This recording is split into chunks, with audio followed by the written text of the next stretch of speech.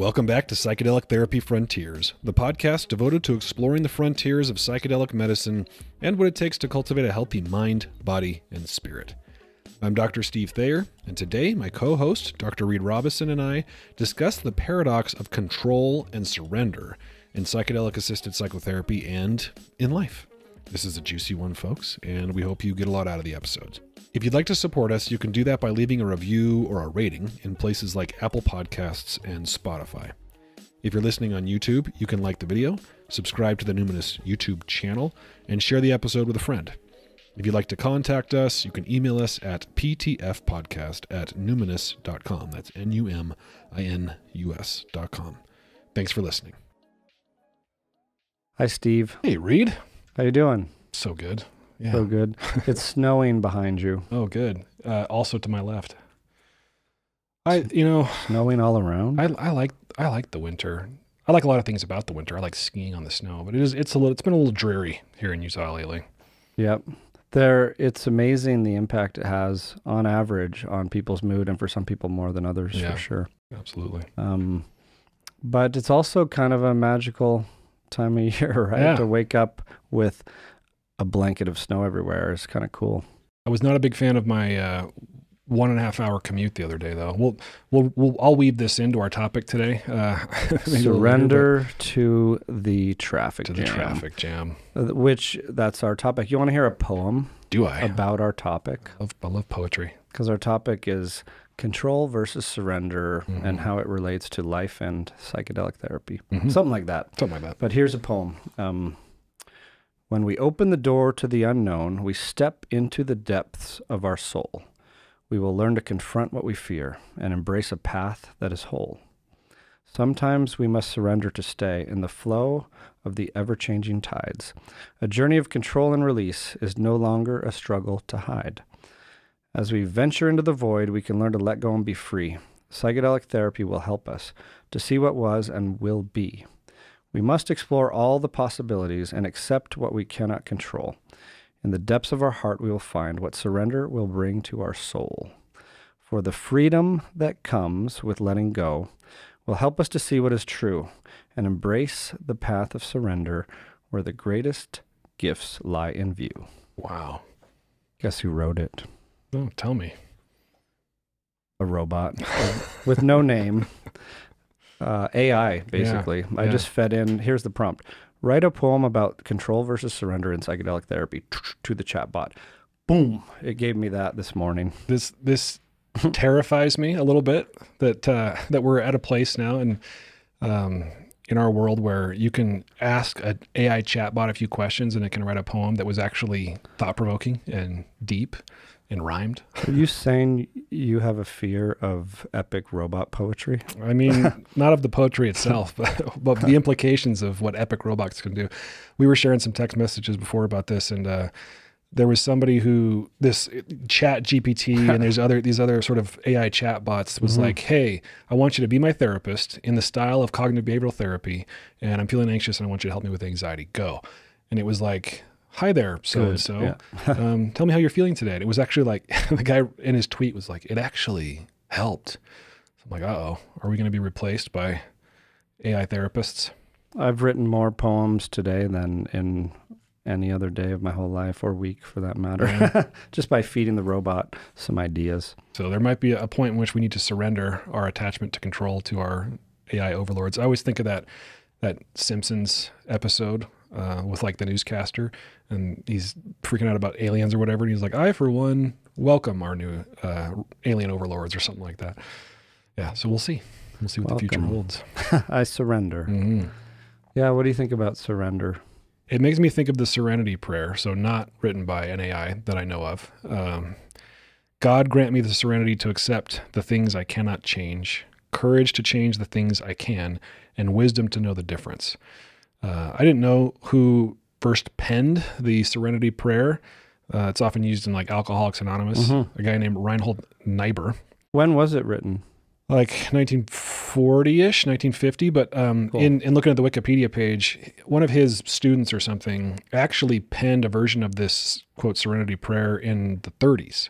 And so that earlier version is, Father, give us courage to change what must be altered, serenity to accept what cannot be helped, and the insight to know one from the other. That was Winifred Crane Weigall. Cool. I didn't have to pen a damn thing for mine. Although I am going to have it make me a new serenity prayer afterwards. Oh yeah, that'll be interesting. I'll send it to you. Yeah, and any other poem you want. Sure.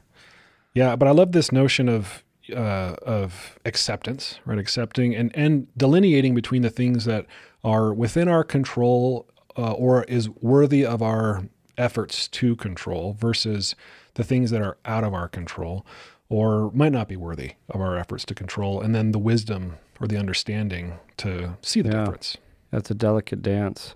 But I can say from experience, professionally and personally, that avoidance of the uncertainty, the discomfort, risks, difficult emotions, avoidance is at the root of so many mental health struggles, so much pain. It's kind of paradoxical. We avoid the discomfort and end up getting entrenched in these limiting beliefs and lasting patterns that are so maladaptive and can cause so much more suffering in the end. Mm-hmm.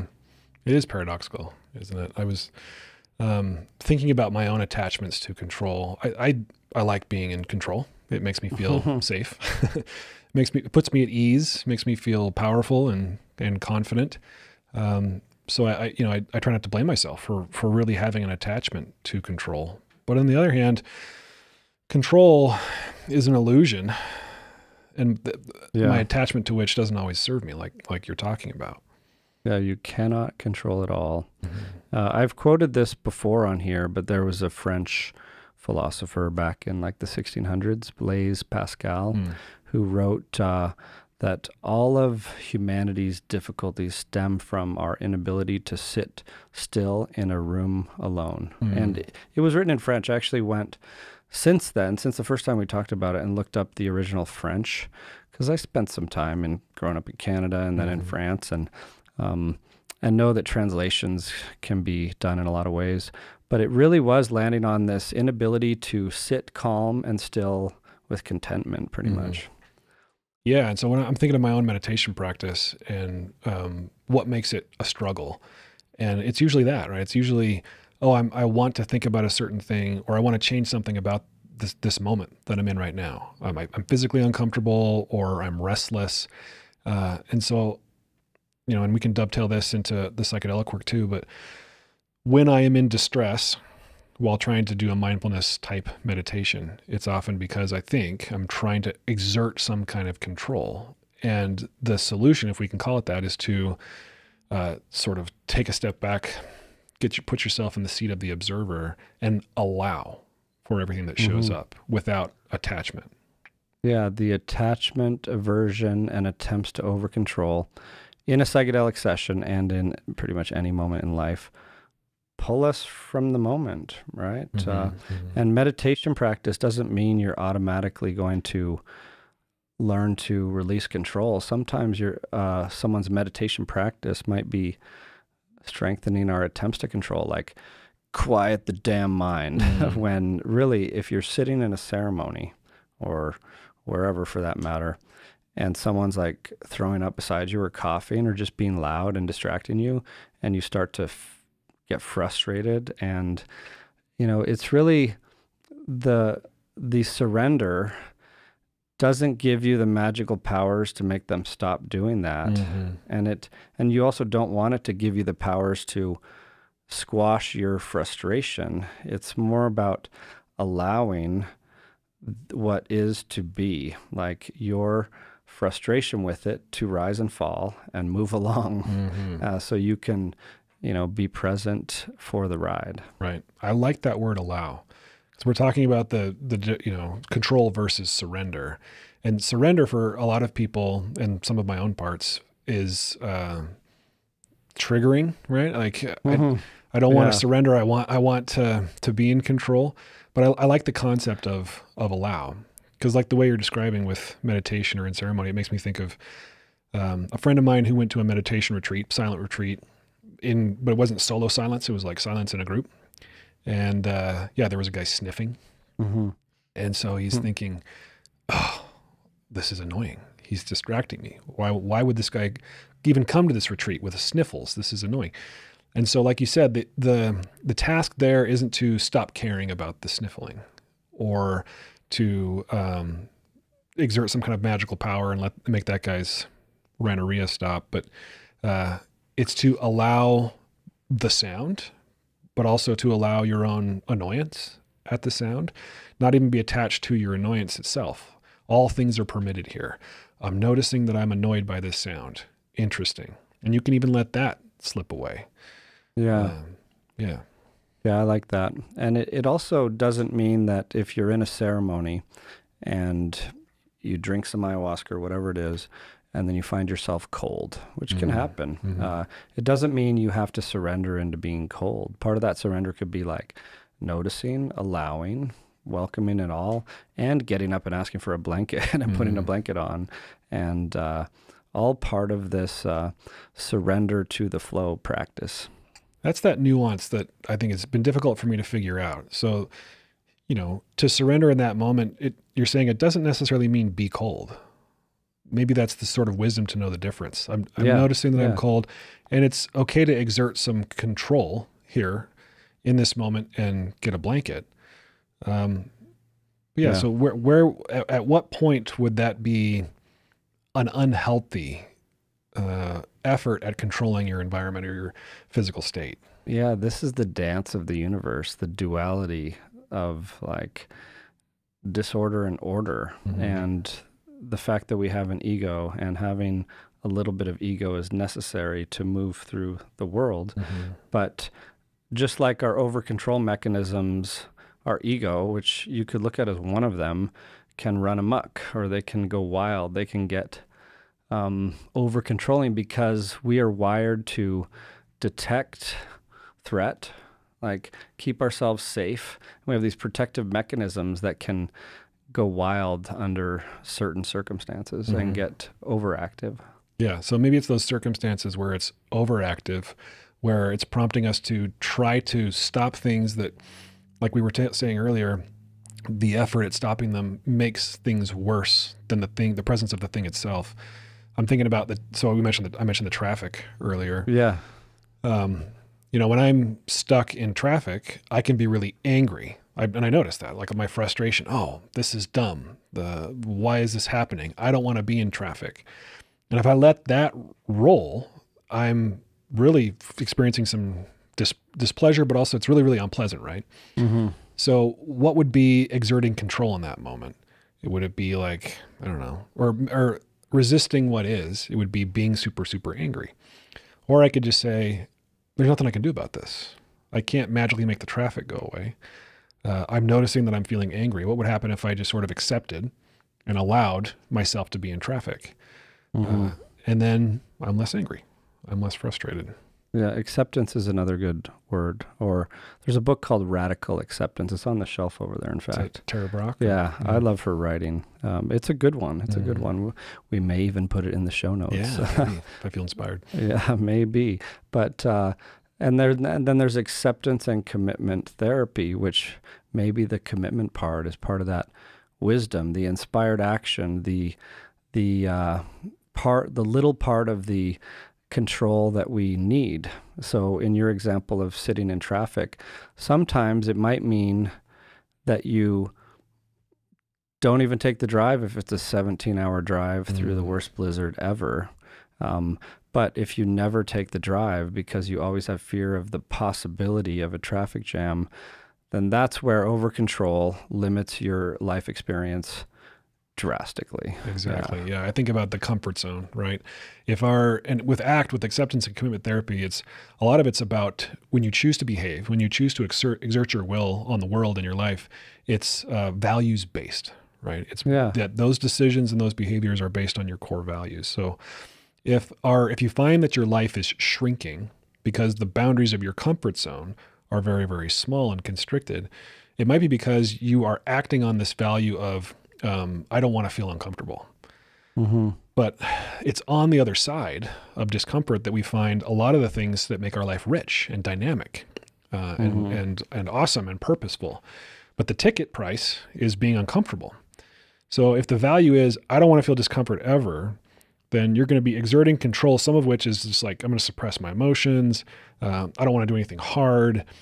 And then your life sort of constricts, shrinks. People ask me often, like, why do you keep going back to psychedelic ceremonies when they have so much like notorious discomfort, like purging or just the difficulty of facing things that are uncertain. Like you don't know what's going to come up. You might have a visitation from giant insectoids wanting to abduct you. You know, you might have old wounds come up. Like, I mean, I don't know what's going to come up going into that space. But it's the same reason I think I've been drawn to practice a lot of things like hape. People ask all the time, like, why, what do you get out of that? On the other side of the burning in your head, like, it's like, it feels like you just had wasabi blasted into your nose. On the other side of that is a kind of a blissful release, like a surrender. And the other way I look at it is like with a simple metaphor of our breath is, you know, we inhale life experience and we exhale into surrender. Like that's my reminder that's available in any moment. Yeah, it makes me think, we've talked a couple times on the podcast about like cold and cold plunging. And you know, when I tell people I sometimes do that, they're always like, why would you just want to be super cold? And apart from all the, you know, maybe the Andrew Huberman style scientific reasons, health benefits of cold and contrast therapy, there's something for me very therapeutic, very spiritually enlightening of deliberately stepping into discomfort and relaxing in its presence. So that's even practical tip for cold plunging. When you're cold and you're bracing and you're like, oh, I don't want to be cold. And the trick is relax in the presence of the discomfort so that on the other end of it, as you said, on the other end of that discomfort is bliss in a lot of ways. We did Sananga eye drops the other day. Oh yeah. That's another great example of like another thing people Why? are like, so why do you do it? What happens? Well, you put these drops in your eyes and it hurts really bad. And what else? Like, do you get a high? No, it just hurts bad for a while. And maybe it opens your third eye. There might be some spiritual things there. But for me, it's like I said, I'm deliberately doing something that is uncomfortable because on the other side of that surrender is some waking up. Yeah, I like that. And I like anything that gives my mind, body, spirit, my nervous system the ability to expand and relax, like to take it in and then to be able to return to that state of ease. It's gone a long way for me. And looking at it from a spiritual perspective, I think that's why ceremony exists, to be honest. Like through the ages, life is full of mystery, uncertainty. That's uncomfortable, right? And we can talk about this after too from a scientific lens. I think it's parallel. It's fascinating. But people have landed for ages on ceremonies to like sacramentalize the discomfort, to punctuate it with these ceremonies that collapse all the infinite possibilities that are uncomfortable into one simple thing, return to the simple life. When civilization is evolving into more and more chaos, madness, risk, we come back to these practices like going into a 100-degree room, getting on a yoga mat, feeling like you're going to die while you do your yoga practice, or the sun dance ceremonies, ayahuasca, whatever it is. Doing that over and over is a way to get back to that kind of simple place instead of the, to be able to find meaning and find your path through all the uncertainty and discomfort. That makes me think of maybe another benefit of this deliberate struggle, especially in community, in ceremony, is it will trigger a lot of your parts. And it'll help you learn, if you submit to it, sort of maybe where those parts came from, what purposes they serve. And as they peel off, because they're not equal to the task of dealing with the struggle you've submitted them to, you find out who you really are at sort of the substrate of who you are. And so sometimes it takes a real struggle in order to get there. That was just organic and off the top of my head, not fully formed concept, but feels right. I think it highlights for me this really important point that in psychedelic therapy and in therapy in general, the container creates the safety and trust to be able to surrender. And the surrender is where these things can come up. We're not limiting our experience, limiting our access to even the old wounds that need to be healed. And so this idea of a corrective experience, going through something again, but with purpose and support, and the container where you know it's going to be okay, so you can really let go, be open, and then return with gifts. You know it's going to be okay. That's sort of that container I hear you talking about, the format of which includes some control, right? As psychedelic therapists, we're providing people with a safe container so that maybe they can outsource their need for control of an environment. And with that outsource, then they're free to do what you just described, free to sort of let go, be curious, be open, and go through. Yeah. We were in a ceremony together once upon a time where the facilitator, shaman, whatever you want to call him, I think did a really good job of saying that I've been doing this a very long time and everyone makes it up to the other side. The sun's going to come up tomorrow and it's going to be a shit show. It's going to be difficult and who knows what's going to happen. But we've got you. Yeah. And it was really helpful. I liked the boldness with which he put it. Yeah. I was helping a client with ketamine once, and ketamines can be very dissociating for some people. And this person was asking, where's my body? I don't feel my body. And I said something like, your body's got you. Like your body's here, and it'll be here when you come back, and it's taking care of you. It's supporting you. And that sort of gave this person permission to totally let go. And when they totally let go, then they found really the gifts, that's where the real work was for this person. You've got to lose yourself to find yourself, they say. And in that case, it worked. Yeah. Yeah. Yeah. Yeah. So if you look at things from like an evolutionary lens or a biological one, like we as biological systems evolved to resist discomfort, like avoid the chaos. But so like we're wired, the theory rebus, relaxed belief under psychedelics, is based on this idea that as we move through life, we take in sensory input and we develop predictions about what's going to happen in the universe to promote our survival. And these are layered on hierarchically. And then as we go through and get another sensory input, something inside of us compares and says, okay, was my prediction right?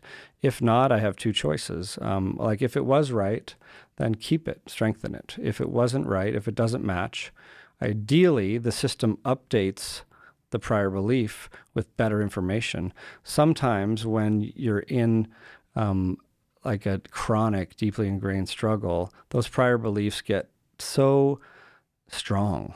Like they chain us so much to I am never going on a commute again because that was hellish.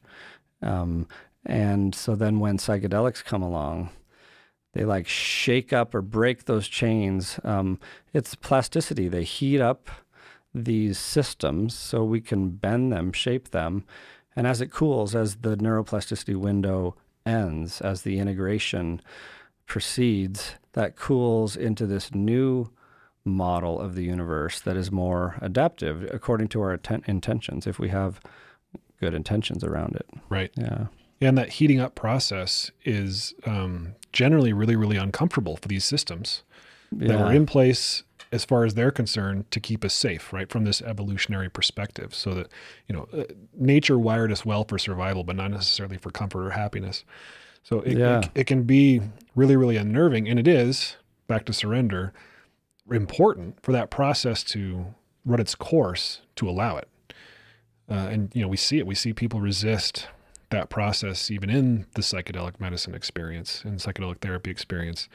And it's why some people come out of those experiences sometimes a little bit worse like we've said many times in the show, psychedelics don't do the work for you. They're not a panacea. It's this process of allowing it to happen that I think where most of the therapeutic gold is found. Yeah. And, there are a lot of reasons for that, like why it might seem like things are worse before they get better, hopefully. But sometimes it just wasn't the right container or the right timing or the right preparation or the right approach, perhaps. But I'd say, well, it depends on equanimity too. Like in the mindfulness world, the way I see it is when we practice meditation, ideally we're training our attention to be able to stay with something. We're honing our sensory clarity so we can really tune into it, perceive it. And the missing link that is often forgotten is this idea of equanimity. Because if you like focus in on something and you perceive it, feel it extra well, if you don't have equanimity, it's overwhelming. It blows up in your face and system overload. So there's that piece. Learning to surf this big wave is an important part of the experience. How do you cultivate equanimity? Yeah, I think it's all these ways we started talking about. Like, I don't want to come back to one practice in particular, because for me it's been so many different practices from so many different angles, including like the right kind of mindfulness meditation practice, the right like kind of uncomfortable practices, sticking with it and learning to do it over and over and relax into it a little more and more, or reconnecting with the emotional world inside and allowing it to be without running away, even though you might run away the first 100 times. Yeah, I like that. Reconnecting with the emotional world inside and allowing it to be. I think that's how I've been trying to cultivate equanimity in recent years.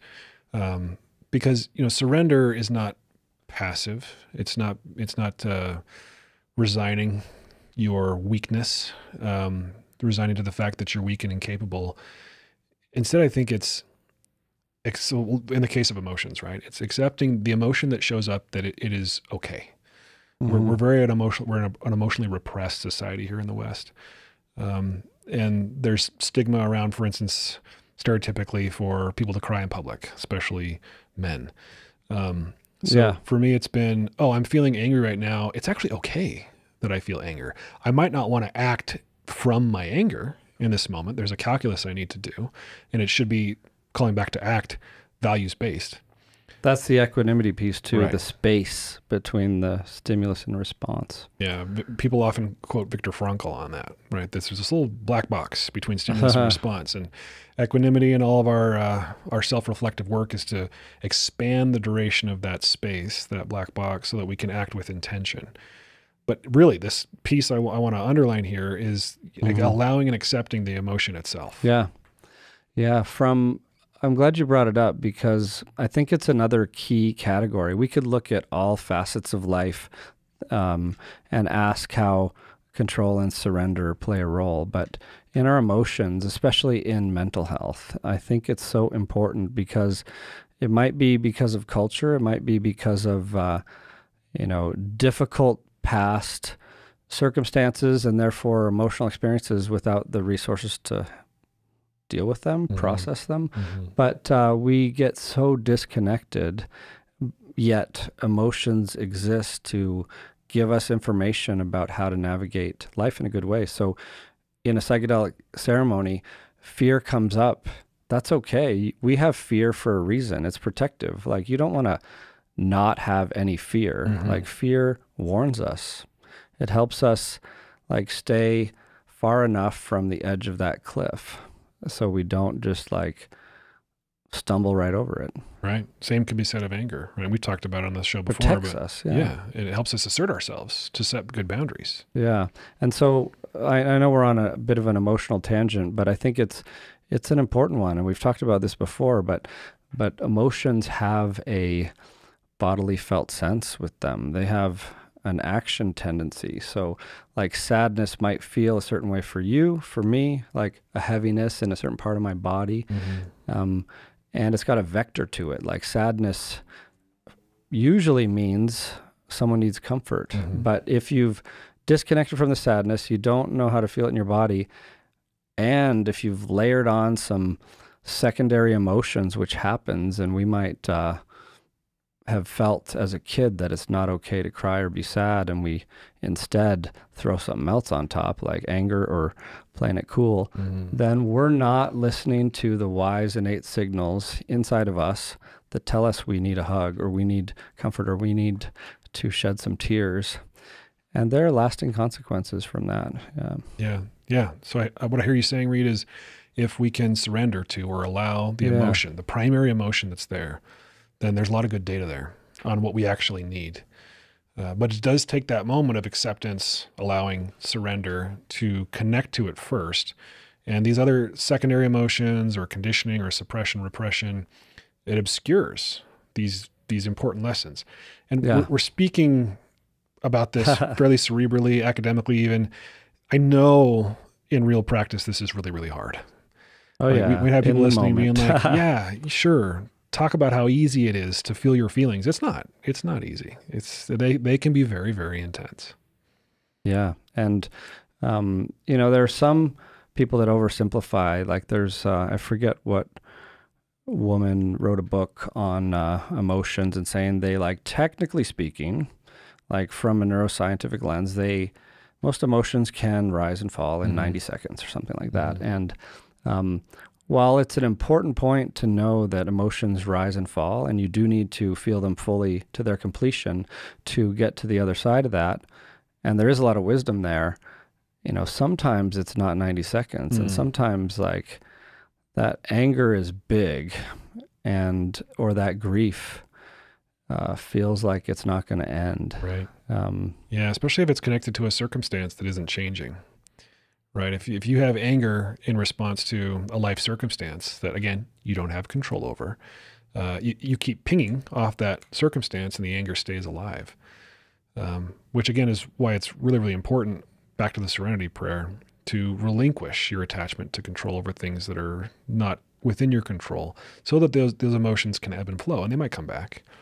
And I know these are, they're either cliches or Psychedelic Therapy Frontiers one-liners that would make good shirts or something. But like, what we resist persists.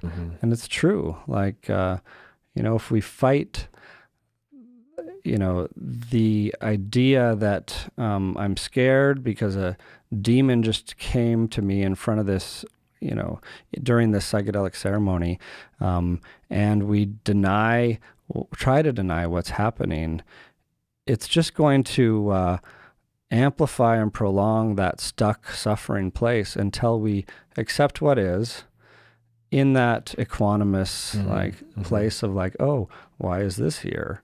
Well, how am I feeling? Where is it in my body? Oh, there's a little fear. Understandably, because that's crazy things in front of me I'm seeing right now. And but I've seen it time and time again in self and others, is the moment we let go, release control, we start to move to the other side of that, and that's where the beauty is. Yeah, I saw that very clearly I was in one of our psychedelic clinical trials last week with a research participant, and they were having a very intense experience, this person. And they were saying so. This is so intense. Oh my God. They just kept saying that over and over again. This is so intense. And so I found myself saying, let it be intense. Let it be intense.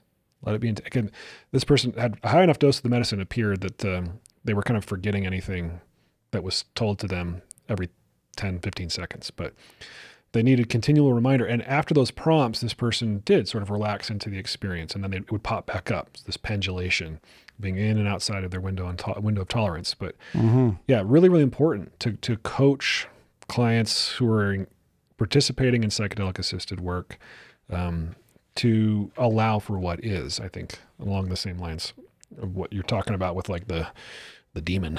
Yeah. And I've learned a lot from, the rest of my mental health career, that applies to these psychedelic therapy space holding moments like you're talking about, like two things. One is not denying someone's reality. Like if someone is seeing a scary monster in front of them, just like we want them to allow it, we need to allow for the fact that that is a real part of their experience, just like we do if someone's in a psychosis out there.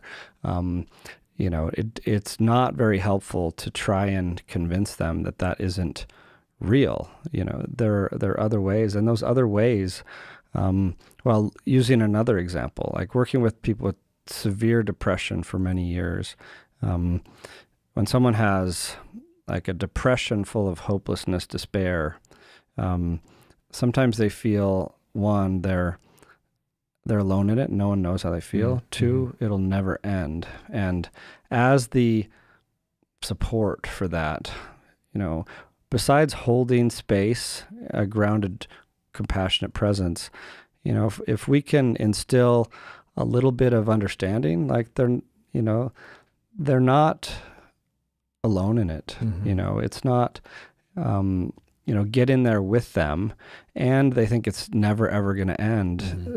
After validating the experience, some reassurance that, or helping them remember that it's going to be okay, why they're here, coming back to that North Star, guiding light, intention, anchor, to get to that next place where the next scary thing might appear. Yeah. I think part of that validating, supportive presence that you're talking about also involves reminding people that they're not broken because they're suffering. Yeah. A lot of times that sense of brokenness contributes to the hopelessness that you're describing, the feelings of helplessness, and the feelings of being alone, right?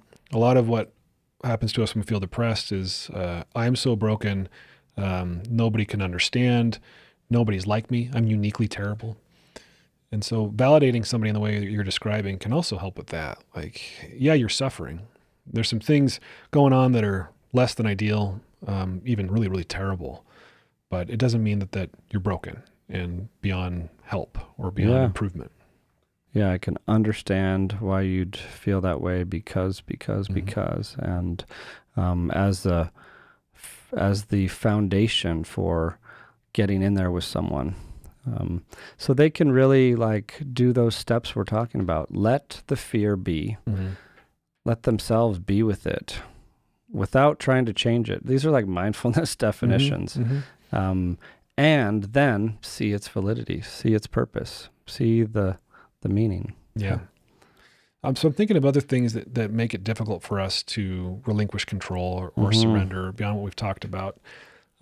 Sometimes I think what keeps those really difficult emotions alive is an attachment to beliefs, certain beliefs about ourselves, like we're just talking about people who are depressed, or beliefs about the universe. And I read somewhere that it's a lot easier to surrender when you have a belief that you exist in a friendly universe, right? That when you allow the universe to sort of do what it does, that it will conspire in your favor. And I'll admit that's sometimes a belief that's hard to corroborate and validate when you look at all the tragedy and it is, yeah, it is. And we saw it play out big time during the pandemic too, like when there was so much frightening stuff, all the scary news going on around us, and how that played out in like our worldview, like our view towards each other. Might be harboring a virus or something, and to the government who maybe we don't know, if we're taken care of in the right way. It was really difficult for so many more reasons than the virus itself. Yeah, it's a great example. I don't mean to go into a COVID rabbit hole. Somebody stop me. Yeah. Well, but there are certainly other things that were environments in which people feel very, very unsafe. Oh, yeah. If you're in war-torn Ukraine right now, this notion of surrendering might be one that's not very appealing. I'm not talking about surrendering to Russia, but just the idea that I don't know if I believe in a friendly universe when there are rockets and, soldiers marching in our streets, that kind of thing. Understandably, when someone has been through so much suffering, right? So what does one do about it? What are some of your surrender practices or equanimity cultivating things you do? Yeah, I mean, I try now. I've just sort of set the intention in my life. I update my mind regularly, like, this is your intention, Steve, to notice when I am attached to control. And usually it's in the form of resistance, like we were talking about. I don't want what is happening now to happen right now. So I notice my trigger. It's either an emotional trigger or it's a tension in my body. And then I choose to relax in its presence.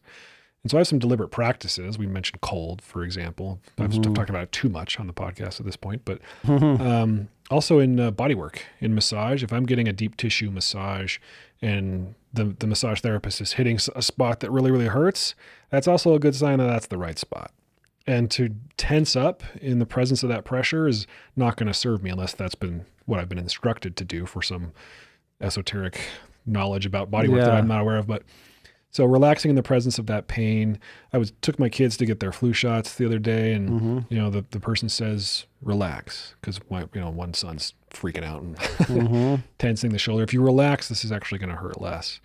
But it's more that intention for each moment that I can catch it, that there's a part of me that doesn't want to feel what I'm feeling, that doesn't want to be where I am. If there's a thing to do in that moment, it's allow. And there might be things like we referenced earlier that I do have control over, and it would be a value consistent action to exert control over it. Like, my lower back hurts, it's okay to stretch and reduce the pain in my lower back, for example. Yeah. And you asked earlier about equanimity practices, and I think you're highlighting one that's actually my favorite, or the one I found the most helpful, is just a simple, like, mindfulness check-in in any moment of, like, am I absencing or presencing right now? Am I avoiding or moving towards? And, am I embracing life or closing off from it? Like, with every breath, back to the breath metaphor, with every breath and every moment, we have an ability to open up or surrender to life, or constrict against it. And I think that's, for me, where most of the equanimity comes, is like anything that comes into my body, like any practice I engage in. Why is this in my life? Am I, to use the cold plunge metaphor too much, am I going to cold plunge to avoid life's real responsibilities, for example? Am I spiritually bypassing? Am I like, why am I doing these things? And like you said, the values, am I sitting with what is, even if it's uncomfortable, or seeking other patterns that we know long-term aren't going to serve us if we're avoiding discomfort? Right. Yes. One thing that's helped me is also to be gentle with myself in this process. I know you've received some IFS training recently, but this idea of being comprised of multiple parts and that all are allowed and none of them are bad has been really helpful for me, because as I meditate, I notice thoughts and distractions and feelings and beliefs pop up. And it's been helpful for me to sort of acknowledge them as permitted parts that maybe I don't want to give the steering wheel to. So there's that value-based action that I can choose to engage in. And then I try to bring that to day. So if I do feel like you're describing, like I'm resisting experience, I can attribute that to a part of me. And then I don't have to be upset necessarily, especially if I'm in what Schwartz would call self-energy, right? I'm reacting to the presence of that part with compassion and curiosity. Because I think, people can get a little too judgmental of themselves when they're on this. Okay, I'm not supposed to be controlling right now. I'm supposed to surrender. Crap, I suck at this. I'm not good at equanimity. Right? I think it's important. The resistance. Gentle. Yeah. No, that's a really good point. Good framework for it, because many people avoid doing the work, whether it's psychedelic therapy, personal work of any kind, because they're afraid of what's going to come up. Like, there's a part of them that they fear and haven't gotten to know. But I think we've both landed on this approach of welcoming all these parts in a loving way back into the light, like this integration of ourselves as a whole. And that involves surrendering to the comfortable stuff and the uncomfortable stuff, the dark and the light. I had lunch with a friend today who was talking about their ketamine experience.